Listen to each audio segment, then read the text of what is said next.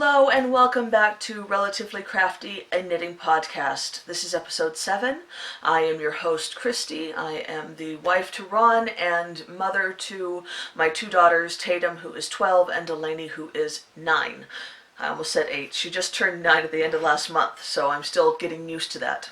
If you are a returning visitor, thank you for coming back and watching me yet again talk about my knitting. If you are a new visitor, then thanks for coming and checking me out. If you came because of the Canadian Knitters podcast, her mentioning me in her last episode, I appreciate you following that link and watching my video and giving me a chance. And Sarah, I know that I mentioned this in my comment to that video, but I just wanted to thank you personally again for not only mentioning my podcast, but also for all the kind words that you said about me. It really warmed the cockles of my heart. I got warm fuzzies all over, and it made my entire day just to kind of hear those kind words. You know, you put these videos out there, and you don't always really know if people are enjoying them or not. And so when you get a nice comment like yours, it really touches you. And so yes, thank you so very much. I really appreciate that. As I said, this is a knitting podcast, so I should probably talk about my knitting. I have a couple of FOs to show you this week, and I have a couple of whips and a couple of stash enhancements. So let's go ahead and get into the FOs. First, I finished Delaney's cowl. This was a whip last week, and I was about halfway done. I actually, I should say, this is the Ribby Neck Warmer by Tiennie. I think that's how you pronounce it. Tiennie, Tiennie. Anyway, very, very basic neck warmer. I knitted out of Cascade 220 Superwash, and I'm just really pleased with how it came out. I was originally, and I mentioned this last week, I was originally just going to knit it I think 35 rows. I knit Tatum's 45 rows, and I was going to make Delaney's shorter because she had said that she didn't want to be able to fold it over. However, when I got to about 30 or 35 rows, I asked her again if she wanted to be able to do that, and she said she did. She wanted to be able to fold it over, and she wanted to be able to bring it up to cover her nose and mouth. So I went to, I think, 43 rows instead of 45 because she is smaller than Tatum. But yeah, I mean, there's not a whole lot that goes into this. It's a free pattern on Ravelry. It's 2x2 ribbing for however long you want to make it, and then I did Jenny's surprisingly stretchy bind off, so it just stretches forever. I could wear this. So I did mention last week also that I thought that Tatum's was going to end up being too scratchy, and I was completely right about that. We had a big storm last week on Wednesday, and the school got snowed out on Thursday, and so the girls went out and played outside, and it was really cold. It was like, I don't know, less than 10 degrees.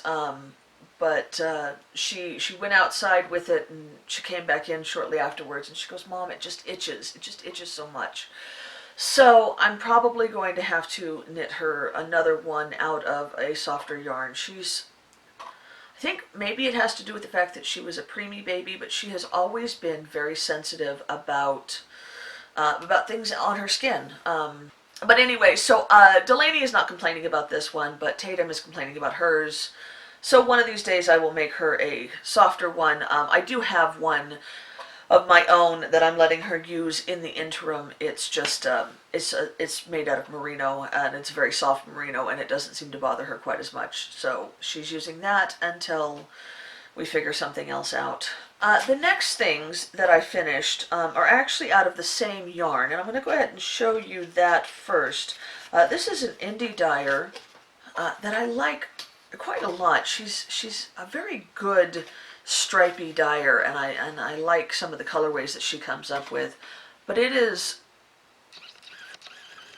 White Birch Fiber Arts, and this is in her DK weight yarn, and you see the name of the colorway? Nothing says "screw you like a rainbow," which I thought was too cute to pass up. But yeah, it was 270 yards, 100 grams of light DK in 100% superwash merino. I had this in my stash for a very long time, And for some reason, I never put it in on Ravelry, which is very much unlike me. I am normally very anal about the minute yarn comes in, I at least put it in as a stash entry. I may not take a photo for a couple of days or weeks, but I do get the stash in there. However, I never did, and even though I knew this was in there in my brain, I thought that it was a sock yarn, and so I happened to come across it recently, and I was like, this is too thick for socks. Discovered it was DK, and I said, well then in that case, I need to knit it up right away. And so that is what I did. I cast on a very basic hat. This is the 2x2 basic beanie by Kate Gondwana. Gondwana, I think is how you pronounce that. And yeah, it's just a very basic 2x2 ribbed with a stockinette beanie. I worried for a little bit that it was going to be too small, but it fits nicely. I'm very happy with it. It's exactly what I was hoping to get. You know that I wear my colorwork beanie often. And for the longest time I was knitting myself slouchy hats, and I was knitting myself berets, you know, ones that sat in the back of my head. For a very long time, for years and years, I had a pixie cut, and so I thought it was best with kind of the beret tam type of a hat. But as my hair has gotten longer, I kind of like a beanie better. Plus, the berets do nothing to keep my ears warm, and I need my ears warm here. So I knit the hat, and then I used just slightly over half the skein, maybe not even quite half the skein. And I said, well, I don't want to waste the rest of this, so hang on, I'm trying to put them on. Just give me a minute. I'm working on it. Come on. There we go. So I knit myself some matching fingerless gloves. I did not use a pattern for these. I just knit them out of my brain. But I did write down what I did.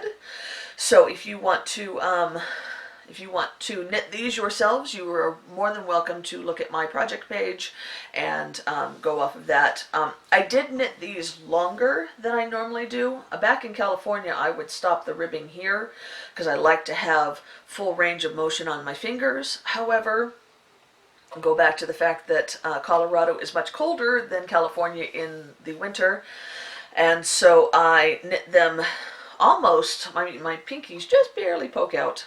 But it's perfect because then I can wear them for, you know, the road, and wear them for the colder days. Not the like super duper cold days, because the tips of my fingers will still get cold. But today is supposed to be in the mid-40s, and that would be a good day to wear them. So yes, I mean, I like the hat, don't get me wrong. I really like the hat, but it's these gloves that I am super duper in love with. They're perfect. They're exactly what I love in a glove. You know, the rainbow bit was just the right amount of length to do the ribbing, and then I was able to knit plain stockinette until I got to the rainbow again, and that's when I started the thumb gusset. And then the thumb finished right a few rows into the cloudy sky again, so I was able to continue with that for the rest of the hand, and then I started the ribbing again when I got to the rainbow, and again it was just enough. I was able to bind off right at the starry sky, or the snowy, cloudy sky again. And yeah, and then the in-between bit, between finishing up this glove, because I ended with the cloudy sky, obviously, that's what I did, sorry for the bad lighting, but that's what I did the entire bind off with. And I didn't even do like a Jenny's surprisingly stretchy bind off, I just did a regular bind off, just slightly looser than I normally would. And so what I had left over from that until the rainbow again, I wound off, and that's what I used to do the thumbs. It worked out so very perfectly. And I still had a little left over from each one, and just a tiny bit left over when I finished the gloves. And I thought, well, what am I going to do with with this little tiny bit of leftover, and that's what I made the pom-pom out of. So the hat didn't have a pom-pom until after I finished the gloves, because I was like, oh, it would be great to have a pom-pom, but I don't want to not have enough to make the gloves. So so after I was done with everything, I used the small amount of leftovers and a pom-pom maker, and I made a little pom-pom, and yeah, so I actually succeeded in using every single inch of this skein of yarn, and I made 2 amazing projects out of it, and I'm so very pleased with both of them, and I have been waiting for the past, 3 days? I think I finished them on Friday. I've been waiting to wear them. Like, they've been sitting up here on my FO shelf waiting for the podcast today so that I could show them to you, and now I can wear them. So I will go when I do my errands later on today, and I will wear my new gloves and my new hat, and I will be happy. I'm sorry, guys. It doesn't take much to entertain me and to make me smile, so rainbow gloves, that's what makes me smile. So yeah, those are all my FOs. Oh, actually, no, that's not true. I am still working on my beekeeper's quilt by Tiny Owl Knits, and I know that I mentioned last week that I was going to try to knit 1 or 2 hexaflats every weekday, and I did really well last week, but this week that we have just had, I did not do as well.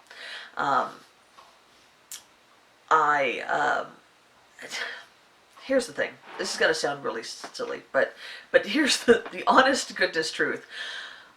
I started out this project with it's knit on a size 4 needle, and I started out this project with some wood tips from my Knit Picks interchangeable set, and just the exact right length of cable. I think it was 24 inches. It may have been 32 inches. I don't remember, but it was perfect, and I very happily knit hundreds of hexaflats on that.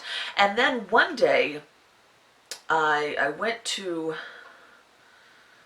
I think I kneeled onto my bed to like open the window or something like that, and I didn't realize that my needles were right there, and I kneeled onto the wood needle and it snapped. And I replaced them with metal needles because I tend to like metal needles better now.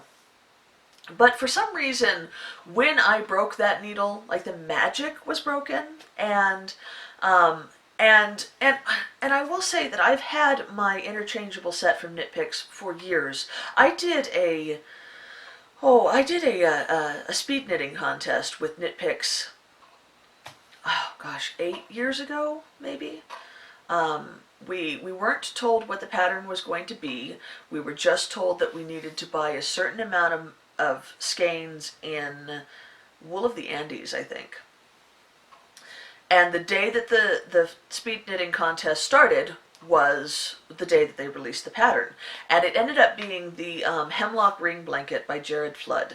And I was so anxious to win this contest because the prize was a full set of needles, whatever needles you wanted from Knit Picks. Plus, there was a yarn sampler set and any knitting book that you wanted. So the prizes were just too awesome to pass up on. And you got to remember that back then I was still a fairly newly stay-at-home mom, and I had small children. I don't remember.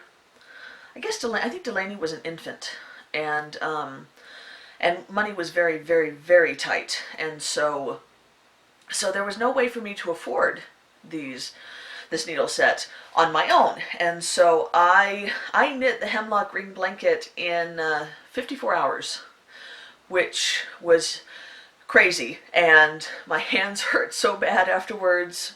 But I won. I won the contest by minutes. Like, really, just a few minutes. You had to post a blocking picture, and I did that, and it was It was only minutes later that the second person posted theirs. So I barely did it. And I picked the Harmony needles, the rainbow wooded ones, because they were pretty. And as I've kind of grown in my knitting, I've kind of decided that I enjoy knitting on metal needles more. Although I do like the points of the Harmonies. They're more pointier than the metal ones. But regardless, as I said, when that needle broke, the magic was broken as well, and I started having to take the cable because I needed to use it for a project, and so I would replace it with a different cable, and then I even think I changed needles one more time, but it's never really felt right. The cable that I was using before, I ended up needing to use for something else recently, and it was too long anyway.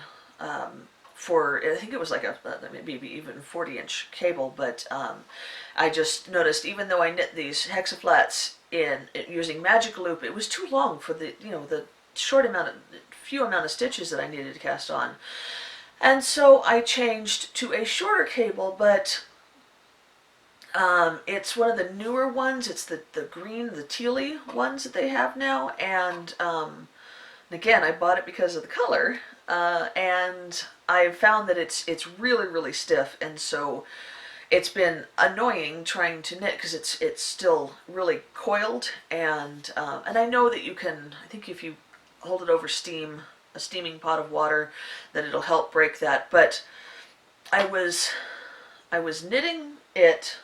I was knitting one of the flats.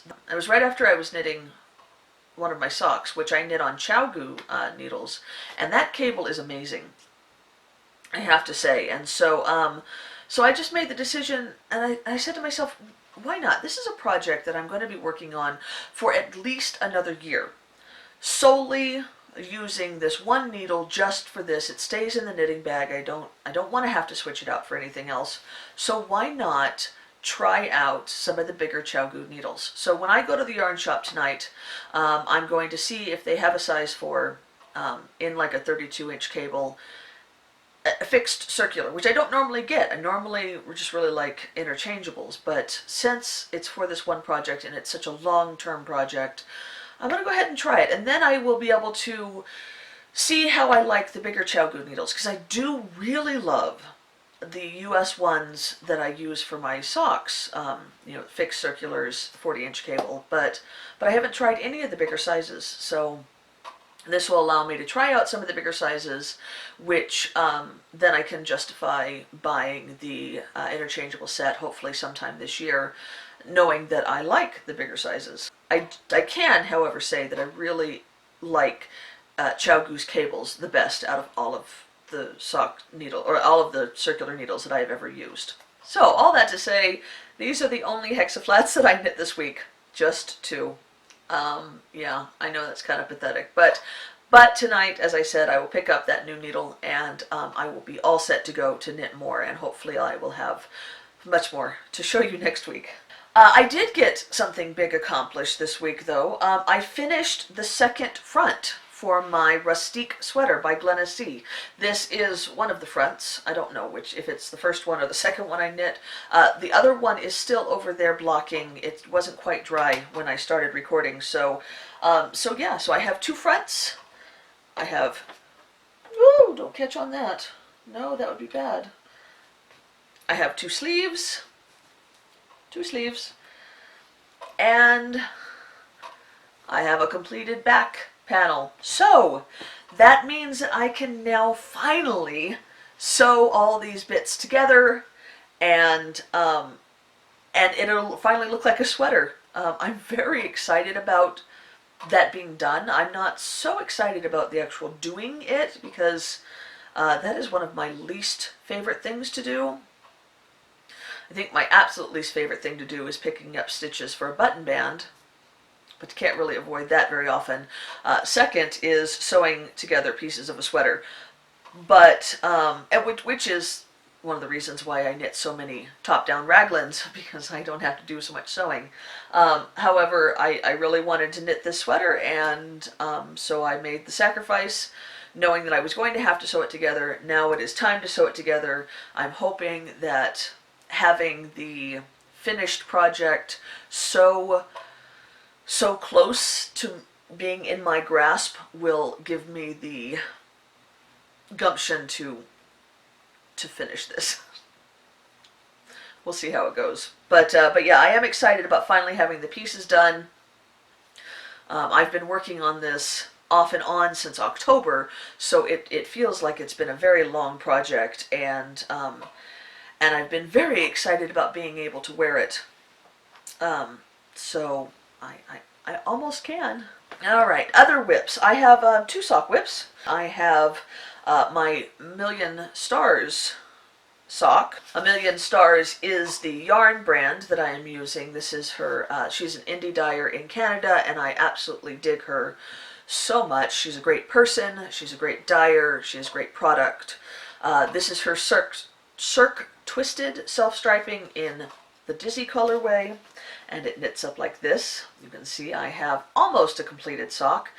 It is missing, of course, its heel, as you can see. I am doing my my own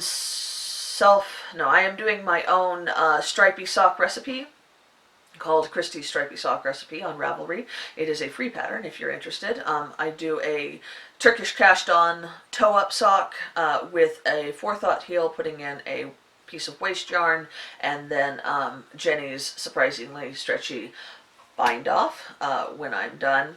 I knit this with twisted rib, which I don't do very often, but I always like the way it looks. It just makes it crisper.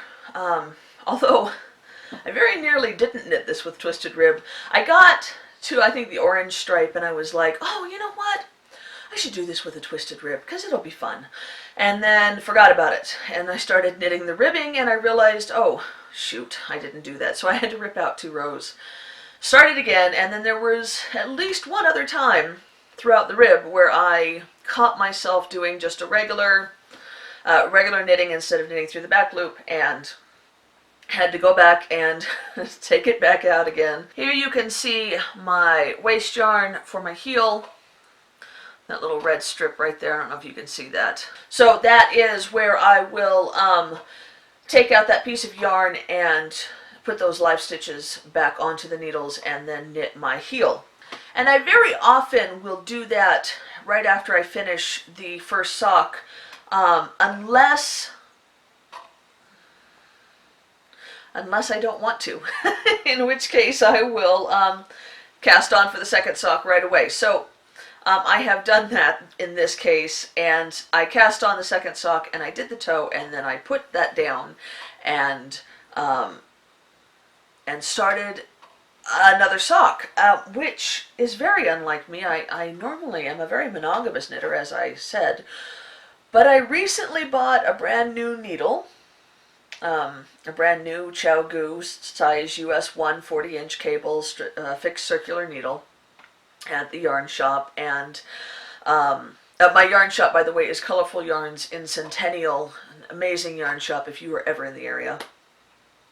And I have been watching the Yarn Hoarders podcast, and if you are familiar with the Yarn Hoarders podcast, you know that she has like 85 socks going at once. And while that is an exaggeration, it is only slightly an exaggeration. Like, I really think that she has like 30 pairs going on at any one, or not 30 pairs, but 30 socks going at any one time. She apparently has a lot of needles and just, casts on and then finishes them eventually.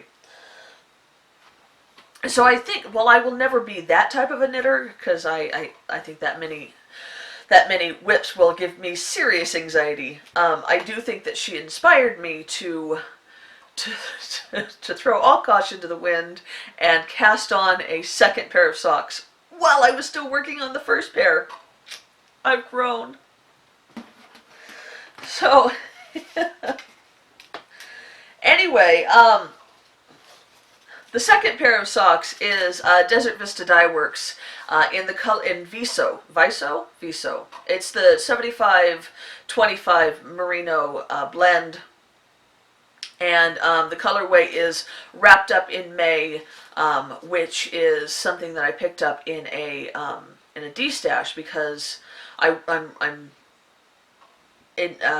involving myself in the third annual Desert Vista Dye Works monthly sock club, in which you knit a pair of, or you knit a skein of Desert Vista Dye Works each month of the year. In the past years, it has been socks only, but if I recollect correctly, they have added the ability to knit adult-sized gloves this year. So anyway, I was excited about casting this on because I had never knit Desert Vista Dye Works before, and because I wanted to be able to make sure that I got my socks done in January.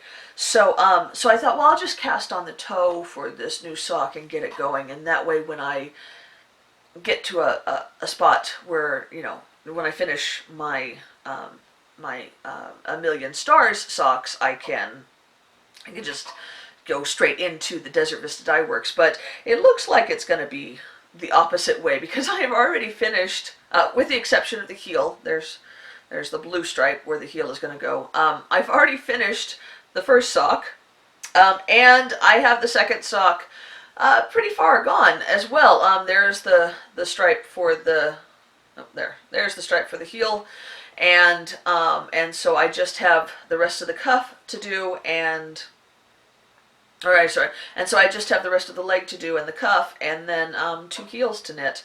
You'll see that I did not do the twisted rib on this one. I just did a regular ribbing, and that one is a no-brainer. It's just 1x1 ribbing.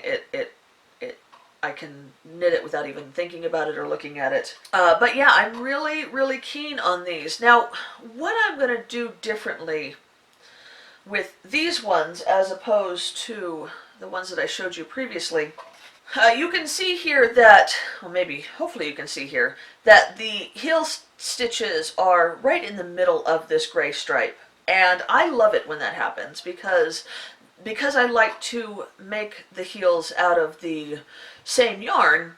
If I have it fall in the middle of a stripe, then I can just start the heel with that color and then continue on. You know, my afterthought heels, or forethought heels, whatever you want to call them, are done the same as a top-down toe. You know, just decrease every other row until you get to the amount of stitches you want, and then Kitchener it. So it's basically the same technique as that. So so what I will do when I finish this sock is I will start with the gray and knit the toe, or the heel rather, down. However, with these socks, you'll see, hopefully, that the heel spot fell right in between the purple and the green stripes. So I hate when that happens. Although I guess with this, it wouldn't have been so bad because there are like 1, 2, 3, 4, 5, 6, 7 different colors, so I could have just picked a different color. But often when it's 2 or 3 colored stripes, it really messes up the heel for me. So I tend to just get a solid color and do the heel out of that. And you know, I guess you could say that a sock would look strange with only a contrasting heel, but honestly, it's never bothered me.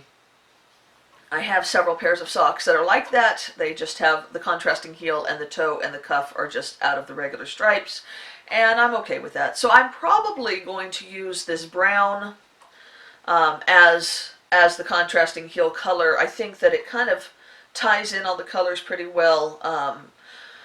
And yeah, I mean, it's pretty basic. And I had a couple of minis in this colorway. I think it was a leftover solid that I made into minis, with the idea of swapping them, but I just never got around to it. So yeah, so that's probably what's going to be the heel on these when you see them next week, because they will be finished by next week for sure. And that is all the whips that I have. So I guess I will show you my stash enhancements. Well, actually, you know what? I think I'm going to talk a little bit about future projects that I want to start. Actually, I should probably talk about the cals that I am involved in currently first. So I mentioned these all last week, but I'll mention them again here, and I will link, of course, all the channels down below and the Ravelry groups. The first one I'm doing is Winter Camp, which is done through the Canadian Knitters podcast. It is a separate group that she has besides her podcast group, and it is a 3-month-long cal with the ability to knit basically anything you want, but you do get extra points if you knit certain types of projects, certain colors, or certain designers in each month. And the idea is that you, for every, I think it's 50 points you accumulate, you get an entry into the prize at the end of the cal, and yeah, so everything basically that I am knitting from January 1 until March 31 goes into that cal, and I have a spreadsheet, an amazing spreadsheet that has all my points on it, and yeah, I'm enjoying that one quite a lot. And then the rest of the cals that I am in are all sock knit-alongs. So those are the Desert Vista Dye Works 3rd annual Stripy Sock Club, which I mentioned earlier, and it is through their Ravelry group on Ravelry. So yes, the idea is that it's a year-long thing, and you knit a skein of their sock yarn each month, and I believe that it has to be started and ended in the month. And then I also have the Socket Cal, which is done by the Naughty Knitwits podcast, and that is again a 12-month cal, and you would need to start and finish the sock within the month time frame.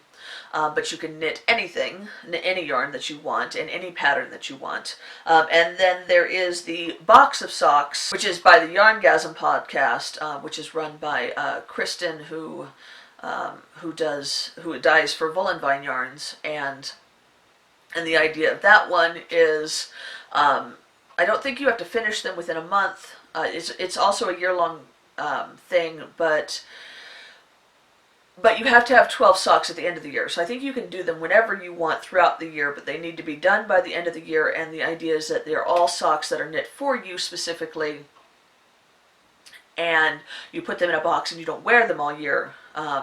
And then at the end of the year you have a whole box of 12 brand new pair of socks.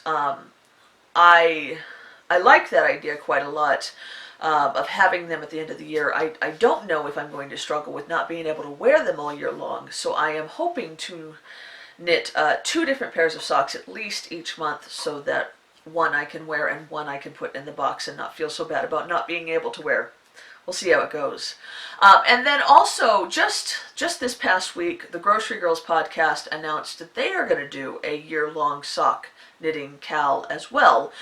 Theirs is going to be slightly different, though. Instead of, it's going to be going over 12 months, but they're breaking it up into monthly increments. So instead of like with the Box of Socks, where you have to knit 12 in 1 year and the cal doesn't actually end until the end of December, the Grocery Girls podcast are doing it each month. So in January, they're encouraging everybody to knit a pair of socks and enter the FO into the cal thread, and then they will have a drawing at the end of the year and close it. And then they will have a drawing at the end of the month and then close it. And then February, they will do another one, and then March another one, and April, June, all the way on. And I kind of like that idea because there's a lot of people who, this is something that they pointed out in their podcast this week, there's a lot of people that don't want to commit because they can't do it for a full year. But a lot of people can commit to a single month. So you still get to enjoy the knit along and the camaraderie, but you only have to focus on it for a single month at a time if that's all that you can do. So I figure, since double dipping is already okay, and I'm already going to be knitting socks, I'm going to go ahead and enjoy that one as well. And then actually there is one more knit along that I forgot to mention that doesn't have anything to do with socks. I don't know why I keep forgetting this one, but Katie from Inside Number 23 is doing a year-long Harry Potter knit-along. And so I've been trying to come up with patterns that I can knit for that. And one of the people that's in my winter camp cabin, the Dire Wolves cabin, she knit a Hogsmeade hat by Aunt Karen Knits. I'll post a picture right here. And she knitted out of Malabriga Rasta, which looked amazing. I think it looks so much better. And don't get me wrong, I like the solid colored ones, but the Malabriga Rasta just looks so much better. So yes, so I am going to go down this tonight. Tonight is my knit night, and I'm going to pick up a skein of Rasta in a really good variegated colorway, because I just think that it looks so good in this hat, and I'm very excited about that. And then I am also going to be starting right as soon as I finish piecing together my rustique. I am going to start the Twillingate sweater, which is designed by Laura Ayler, and I'm very excited about that. I'm going to be using this orange yarn behind me. This is Classic Elite. The Verde collection in Solstice is the yarn brand, and it's like 70% cotton and 30% wool, which is something that I bought in California because I needed the cotton for the fact that we didn't have very cold winters, but I'm hoping that the wool will make it not stretch out quite too badly. But yeah, so that is on my docket for future knitting. So I only have 2 stash editions this week, and one of them was a gift. I have a dear friend who used to live in this area of Colorado, and so she sent me this as a welcome to Colorado gift. Isn't it lovely? This is Bewitching Knits in her Rainbow Dash colorway, which includes this lovely tonal aqua skein, and then there are 6 15-yard mini skeins in the rainbow colorways, in different rainbow colors, and I'm super duper excited about this, and I am going to use it to knit Rainbow Wanderer by Rachel Ferguson. I think that this is going to be a perfect skein for that pattern. I think that I'm hoping that there will be just enough of these to be able to do a colored stripe on each one, and I think they're just going to look awesome. So I'm very, very excited about that. This is definitely something that I'm planning on knitting this year, so expect to see that soon. And then lastly, my husband, Ron, is notorious for doing his Christmas shopping December 23rd, sometimes December 24th. If he's really put together well that year, he'll start on the 22nd, but he never starts it before then. And he never has really any idea what he's going to get when he sets out. He asks me how many presents I got him and about how much money he can spend, and then he goes out and he just spends the day and he shops. It's basically the only time he shops all year long, and he seems to enjoy doing it that way.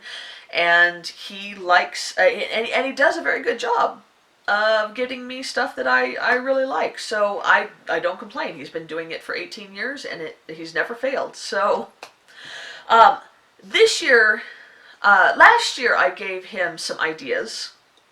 There were some specific books that I wanted, and so I made it a little bit easier for him last year.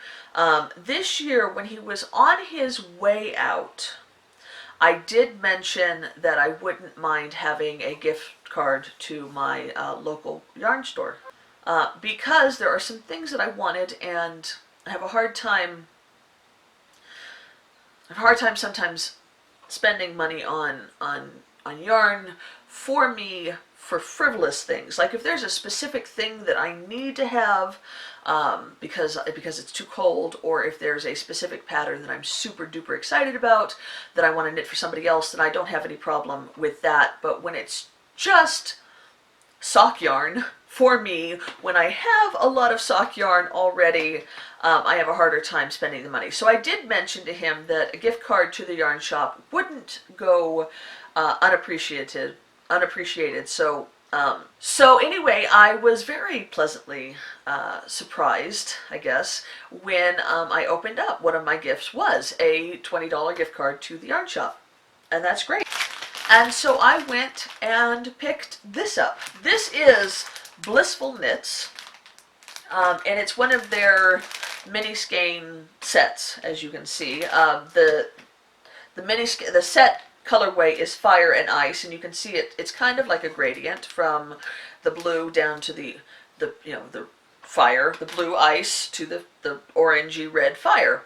And I got this because I saw so many people knitting advent calendar minis into socks, and I thought, I want to do that. I want to make some scrappy socks out of minis. And I have lots of minis. You've seen my mini tub, but they're all 5-gram minis, and I kind of wanted to have bigger color chunks because in order to make them into matching socks, I would have to use basically 2.5 grams per sock, and that would just, they would be shorter bits, and I wanted bigger chunks, and I loved the idea that this is kind of a gradient in a way, and these are each 20-gram minis, and so yeah, there's 100 grams here, which is plenty for a pair of socks. And I plan on here pretty soon splitting these in half and knitting them into pretty socks. I'm not sure which color I'm going to start with. I tend to like orange the best, so I don't know if I want to have that be the top of the sock because that'll be what is seen more, or start with the blue, or start with the orange instead and have the blue at the top of the sock. I haven't quite decided. If you have an opinion, let me know down below. But yeah, I'm super excited about this. And the yarn shop has several of these mini skein sets. So if this one is as successful as I think it's going to be, then there may be some more in my future. But I'm very excited about these. So yeah, that's it, guys. That's all that I'm working on. That's all that I've finished. That's all that I have acquired. I did want to take a second. I was at my yarn shop last Tuesday, and I mentioned to a friend of mine this technique there, and she hadn't heard of it. And I thought, you know what? I hadn't heard of it until I heard of it, but I knitted for several years before I knew it. And it's such an easy technique, but it makes such a difference in self-striping or any kind of striping project. So I thought I would mention it on here. If you've heard of it, please ignore this. If you haven't, I hope that I have helped to enlighten you a bit. When you have a self-striping sock yarn, or if you're trying to stripe something, and you're doing ribbing, a lot of people will just rib straight through. And what you find is that when that color changes, you have that that pearl bump that gets in the way, and it just kind of messes up the clean look of the ribbing. So a technique that I like to do, and I've done here on this hat, is I will knit that first row in that new color in straight knitting. And as you can see, it does not mess up the ribbing in any way. It still looks like proper ribbing, but you don't have that funky pearl bump. Now on the inside, you can tell. So you can't really use this if you're looking to have a brim that you fold over. And my brother borrowed this hat when he came for Christmas and folded the brim over, which I thought looked really ridiculous. But if you don't want to fold the brim over, then it does make your stripes on your ribbing just look really nice. And I use it for all of the ribbing that I do in all of my self-striping, for my socks and whatnot. The only time I don't use it is if I am knitting. If the stripes are really short, like a row or two, then it doesn't really do you any good. But yeah, there's a little tip, something I like to do. And guys, that's all I got for today. So I hope you have a wonderful rest of your day, and I will talk to you later. Take care. Bye-bye.